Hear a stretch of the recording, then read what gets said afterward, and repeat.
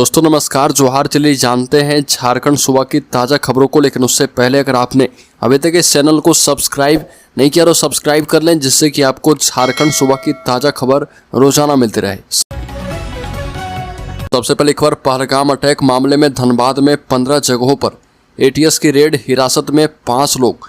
जम्मू कश्मीर के पहलगाम में हुए आतंकी हमले की आंच झारखंड के धनबाद तक पहुंच चुकी है और धनबाद शहर के वासेपुर सहित कई इलाके में एटीएस ने डेरा डालकर रखा है। जानकारी के मुताबिक एटीएस को आशंका है कि पहलगाम में हुए आतंकी हमले के तार धनबाद से भी कनेक्ट हो सकते हैं। इसी क्रम में जांच शुरू की गई है। धनबाद में एटीएस 15 अलग अलग लोकेशन पर सुबह से जांच कर रही। सूत्रों के मुताबिक 12 संदिग्धों की तलाश में टीम छापेमारी कर रही है, जिसमें 5 लोगों को अरेस्ट किया गया है। अगली खबर, जनजातियों का झारखंड बन रहा धर्मांतरण की प्रयोगशाला। झारखंड के कोडरमा जिले के छातारा गांव में अब हालात बेहद चिंताजनक हो चुके हैं। कभी एकजुटता और भाईचारे का प्रतीक रहा यह गांव आज धर्मांतरण की आग में झुलसता नजर आ रहा। करीब 40 परिवार वाले इस गांव में पहले सभी हिंदू धर्म से जुड़े एक ही जाति के लोग रहते थे, लेकिन अब 9 परिवारों ने ईसाईयत अपना लिया, जिससे गाँव की सदियों पुरानी सामाजिक एकता खतरे में पड़ गई है। गाँव के अन्य लोगों ने इन परिवारों से नाता तोड़ते हुए इन सभी का सामाजिक बहिष्कार का ऐलान किया है। बता दें कि छतारा गांव बिहार सीमा के बेहद करीब है, जो चंदवारा ब्लॉक के तहत आता है। गांव वाले साफ कह रहे हैं कि प्रशासन और सरकार की अनदेखी की वजह से गांव में बाहरी धर्म प्रचारकों की घुसपैठ बढ़ चुकी है। अगली खबर, राज्य के गिरिडीह जिले में अवैध गिट्टी के ट्रांसपोर्टिंग करने वाले ट्रक मालिक चालक पर एफआईआर। बता दें कि बिना माइनिंग परिवहन चालान के स्टोन चिप्स बिहार ले जाने के क्रम में पकड़े गए ट्रकों के मालिक और चालक के खिलाफ गावा थाना में प्राथमिकी दर्ज कर ली गई है। जिला खान निरीक्षक विश्वनाथ उरांव ने गावा थाना में मामला दर्ज करवाया। खान निरीक्षक के आवेदन पर गावा थाना में कांड संख्या 46/25 दर्ज किया गया है। श्री उरांव ने कहा कि गावा सीओ ने 21-22 अप्रैल को साख एवं गावा थाना मोड़ के पास गिट्टी का अवैध परिवहन करते हुए कुल 60 ट्रक को जब्त करके डीएमओ कार्यालय को प्रतिवेदन दिया था। अगली खबर, झारखंड में एटीएस का बड़ा एक्शन, 4 संदिग्ध आतंकी गिरफ्तार किए गए। इन आरोपियों में एक महिला भी शामिल है। इनको हिरासत में लेकर पुलिस पूछताछ कर रही है और उनकी गतिविधियों की जांच कर रही है। झारखंड पुलिस के मुताबिक ये सभी प्रतिबंधित संगठन हिजब उत तहरीर, अल-कायदा इन इंडियन सबकॉन्टिनेंट और इस्लामिक स्टेट से जुड़े हैं। इन आरोपियों पर अवैध हथियारों के व्यापार और देश विरोधी गतिविधियों में लिप्त होने का गंभीर आरोप है।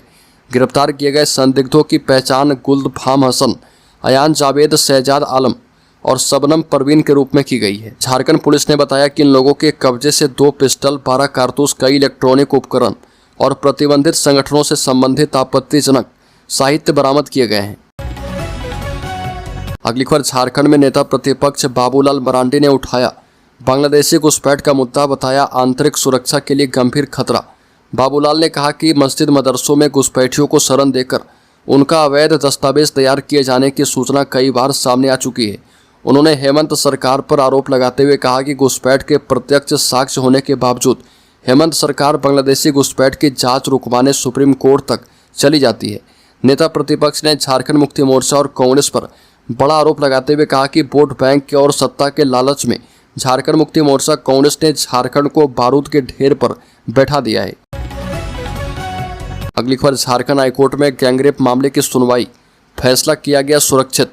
झारखंड हाईकोर्ट में नेशनल लॉ यूनिवर्सिटी की छात्रा के साथ गैंगरेप मामले में सजायाफ्ता राजन उरांव की क्रिमिनल अपील की सुनवाई की गई। राजन उरांव ने घटना के समय खुद को नाबालिग बताते हुए जुवेनाइल जस्टिस एक्ट के तहत लाभ देने का आग्रह कोर्ट से किया है। कोर्ट ने दोनों पक्षों की दलीलें सुनने के बाद मामले में फैसला सुरक्षित रख लिया है। कोर्ट में राजन उरांव की ओर से कहा गया कि घटना के समय उसकी उम्र 18 वर्ष से कम थी, इसीलिए उसे जुवेनाइल जस्टिस प्रोटेक्शन एक्ट के तहत लाभ दिया जाना चाहिए। वहीं सरकार की ओर से अधिवक्ता भोलानाथ ओझा ने इसका विरोध करते हुए कहा कि जुवेनाइल के संबंध में 6 साल के बाद ये दावा करना सही नहीं है। अगली खबर, जनजाति को आदिवासी कहना SC/ST अधिनियम के तहत अपराध नहीं। झारखंड उच्च न्यायालय का फैसला। बता दें कि झारखंड उच्च न्यायालय ने कहा कि किसी जनजाति को आदिवासी कहना अनुसूचित जाति और अनुसूचित जनजाति अधिनियम के तहत अपराध नहीं माना जाएगा। न्यायमूर्ति अनिल कुमार चौधरी ने सुनील कुमार द्वारा दायर एक याचिका पर सुनवाई करते हुए कहा कि SC/ST अत्याचार निवारण अधिनियम के तहत दंडनीय अपराध का मामला बनाने के लिए पीड़ित को अनुसूचित जाति या फिर अनुसूचित जनजाति का सदस्य होना चाहिए। कोर्ट ने कहा कि भारत के संविधान की अनुसूची में आदिवासी शब्द का इस्तेमाल नहीं है। अगली खबर, झारखंड में शिक्षकों को मिलेगा तय समय पर वेतन, वेतन में देरी होने पर नपेंगे अधिकारी। झारखंड के शिक्षा विभाग ने शिक्षकों को समय पर वेतन का भुगतान करने का आदेश देते हुए कहा कि अगर शिक्षकों के वेतन का भुगतान तय समय पर नहीं किया गया तो संबंधित जिला के अधिकारी के खिलाफ कार्रवाई की जाएगी। दरअसल झारखंड में शिक्षकों के लिए राशि आवंटित होने के बाद भी समय पर वेतन नहीं दिया जा रहा।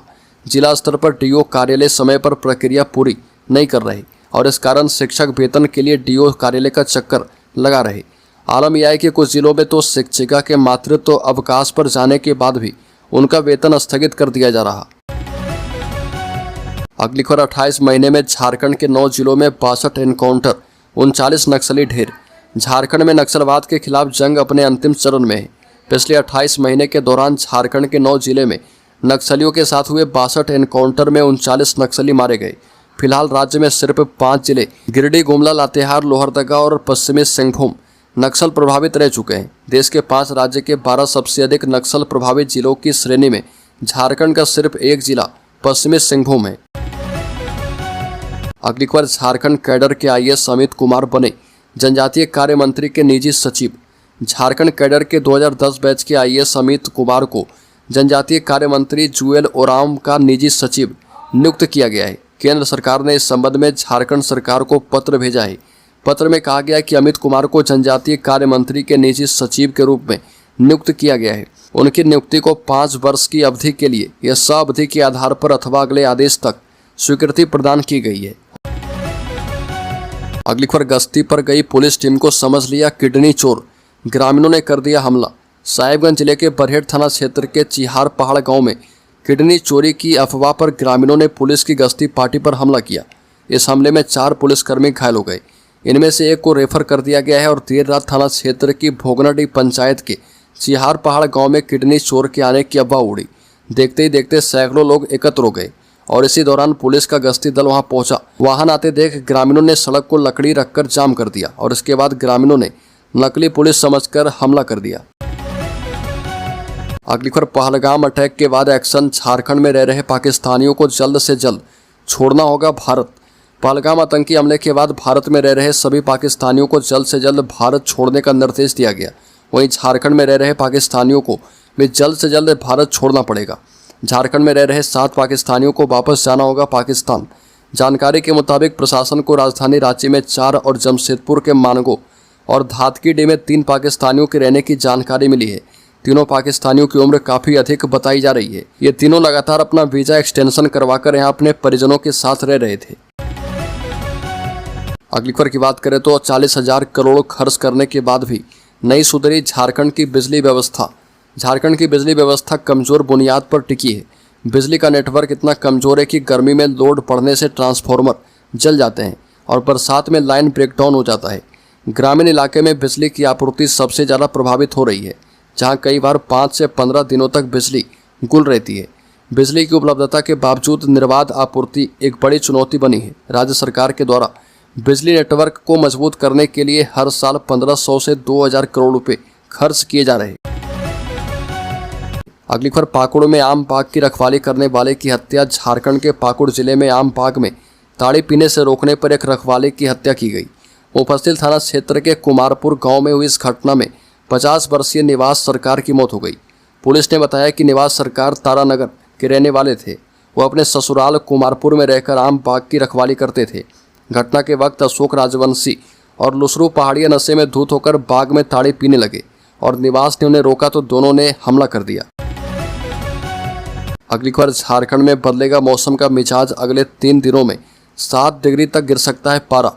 बीते कुछ दिनों से झारखंड का मौसम तल्ख बना हुआ है और भीषण गर्मी ने लोगों के जनजीवन को प्रभावित किया है। प्रदेश का पारा 40 डिग्री या फिर इसके पार भी जा चुका है। लगभग पूरा राज्य लू की चपेट में है। ऐसे में एक राहत भरी बात यह है कि प्रदेश का मौसम एक बार फिर से बदलने वाला है। राज्य में मौसम का मिजाज बदलने वाला है। हालांकि दोपहर से पहले तक लोगों को भीषण गर्मी झेलनी होगी। दोपहर के बाद थोड़ी राहत मिल सकती है। मौसम विभाग की ओर से जारी रिपोर्ट के मुताबिक अगले 3 दिन में अधिकतम तापमान 3 से 7 डिग्री सेल्सियस की गिरावट इसमें हो सकती है। अगली खबर, झारखंड के शेयर होल्डर्स इन्वेस्टर्स के लिए भारत में 6 करोड़ से ज़्यादा आईफोन बनेंगे। LIC का होम लोन 0.25% सस्ता हुआ। बता दें कि आईफोन से जुड़ी बड़ी खबर सामने आई। एप्पल अगले साल से अमेरिका में बिकने वाले सभी आईफोन को भारत में बनाने की प्लानिंग कर रहा। हाल ही में अमेरिकी राष्ट्रपति डोनाल्ड ट्रंप की ओर से दुनिया भर के देशों पर टैरिफ लगाने के फैसले और चीन के साथ टैरिफ वॉर के बीच कंपनी ने यह फैसला किया है। वहीं मार्केट वैल्यू के लिहाज से देश की सबसे बड़ी कंपनी रिलायंस इंडस्ट्रीज ने वित्त वर्ष 2024-25 की चौथी तिमाही में 2,69,478 करोड़ रुपए की कुल कमाई की है। यह पिछले साल के मुकाबले 9.88% ज़्यादा है।